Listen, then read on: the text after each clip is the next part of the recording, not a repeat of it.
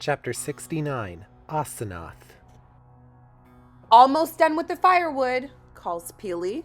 Just need a little more, then we'll be set. Terrific, I call back as I soothe my little baby in my arms. I'm glad he's habituated to our walking.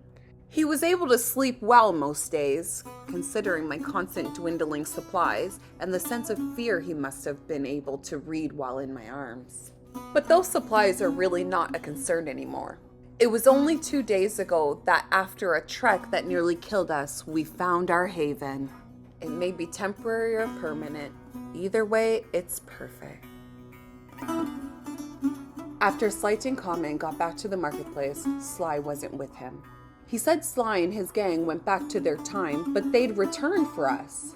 We hid around the market for about a day, but then guards were beginning to surround us, and we decided to flee. They never came, so something must have happened in the time process. That meant we were stranded. We talked and decided we had to go for Plan B. Normally, Slight and Common and Peely would completely object to running away and leaving the other raccoons to fend for themselves against Katra and everybody. But with our freshly born kid, we had to prioritize his safety, and we set off on the black-eyed voyage. Our family has never tried it. We only know it from hearsay.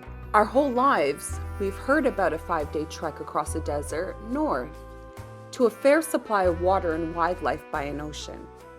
We know which direction north is due to the basic knowledge of the way the sun rises and sets. And we now realize the stars make for good navigation when it's gone. The Black-Eyed Voyage was named by a raccoon whose name I can't remember, but old enough to be my great-grandfather. He apparently built a bunch of rock cairns, carrying most of them on his back, like how we've been carrying our food and water, only about 3 times heavier. I suspect he had help.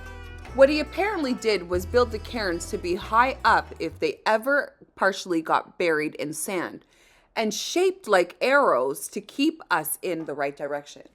It turns out the rumors have been true. Most of us back in town don't try the supposed voyage, for the same reason we've tended to stay in town. As much as things are unfair for the lowest class, at least there's access to little food and water to keep us alive.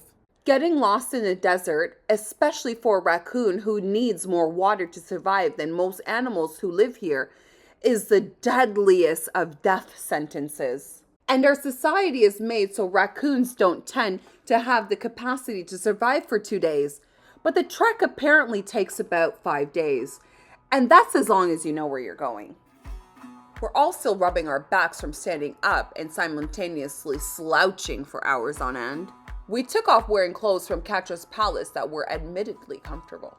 They were even protective most of the sun, I think courtesy of the perfume put on it. But we had a large bag of food and an even heavier big bottle of water to carry. And Slight and Common insisted on not leaving his new canes or his book behind. He hasn't written anything in it since he scribbled stuff from the spare pen in the market.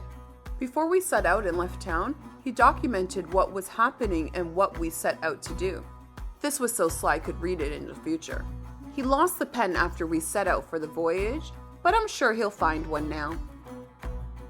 Our steps were a lot slower and weaker than we were used to because of all we were carrying, and I was still recovering from my pregnancy. But we were determined not to turn around. Escaping from jail does that. We're nearly finished all of the food we stole from the palace, but we're not panicking. Because 2 days ago we found the sea and realized the rumor was true all along. We've been living just on the outskirts of the town recognized according to the signs as Alexandria. I heard a little about this place in history. Apparently, over 400 years ago, the city lost a lot of wealth. And since, a lot of people remained anyways because of the sensible amount of water. It's pretty run down from what I can tell, but I'd take run down over corrupt any day. Yesterday, Slight and Common borrowed a boat and returned a few hours later with enough fish for last night and this one. And we're now just finishing up the fire pit to cook them. It's been ages since we've been able to eat or drink and worry about eating too much rather than too little.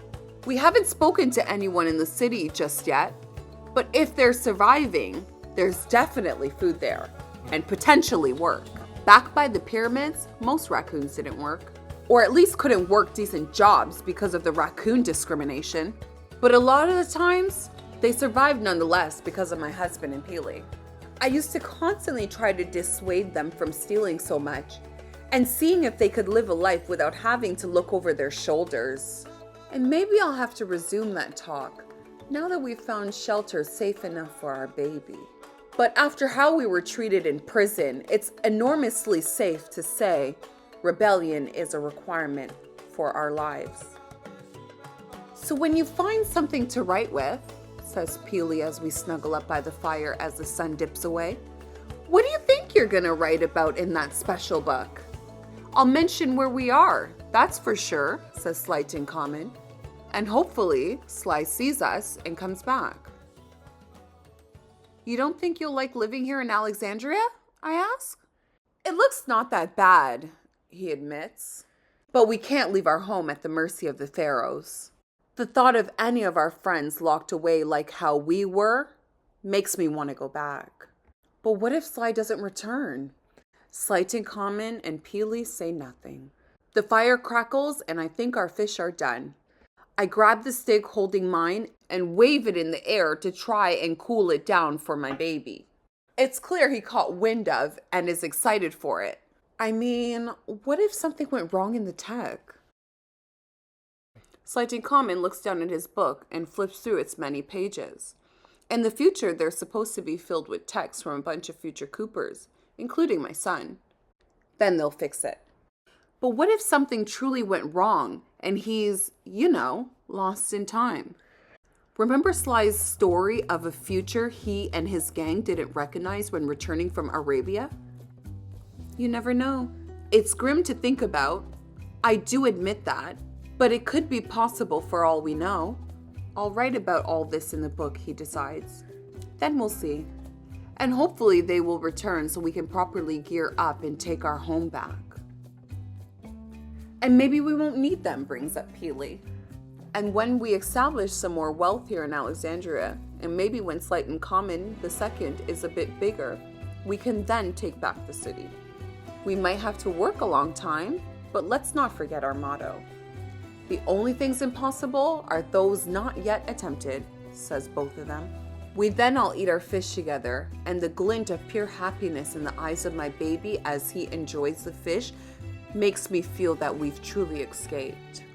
I mean, we escaped from jail a week ago, but the concept of freedom is not having to worry about your survival and making choices for yourself. Finally here, we can truly indulge ourselves.